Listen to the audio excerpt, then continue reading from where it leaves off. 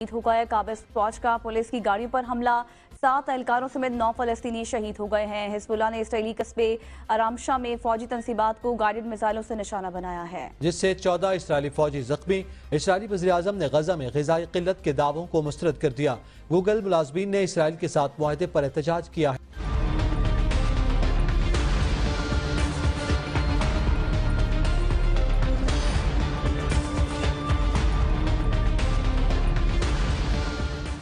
غزہ میں اسرائیلی بربریت تھم نہ سکی، نہتے فلسطینیوں کی نسل کشی کا سلسلہ جاری۔ قابض فوج کے جبالیہ نصیرت کیمپوں اور رفح پر حملے، 56 سے زائد فلسطینی شہید۔ صہیونی فوج کا غزہ میں پولیس کی گاڑی پر بھی حملہ، 7 اہلکاروں سمیت 9 فلسطینی شہید۔ اسرائیلی فوج کے جانے کے بعد خان یونس کے کئی اسکول سے پھٹ نہ سکنے والے کئی بم برآمد۔ لبنانی تنظیم حزب اللہ کے شمالی اسرائیل کے قصبے ارامشہ میں فوجی تنصیبات پر گائیڈڈ میزائلوں سے حملہ، 14 اسرائیلی فوجی زخمی۔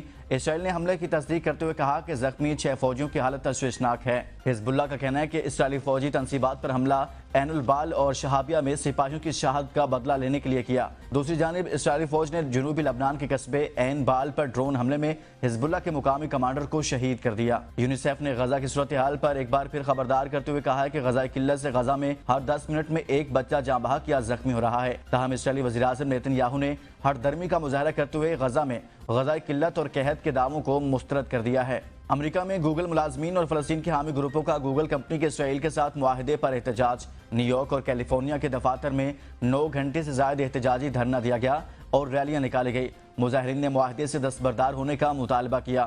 پولیس نے متعدد افراد کو گرفتار کر لیا۔